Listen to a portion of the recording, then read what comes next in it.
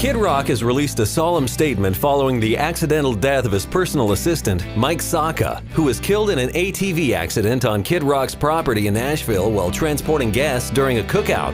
The singer says he's beyond devastated and gave a heartfelt tribute, saying he was a member of our family and one of the greatest young men I've ever had the pleasure to not only work with, but also become friends with. To dismiss any rumors or confusion, Metro Nashville Police Department confirmed the death of the 30-year-old and has already classified it as an accident. The American Badass states, "I know I speak for all of us in sharing my deepest condolences to his family. I cannot imagine how they must feel. We will never forget you, my friend."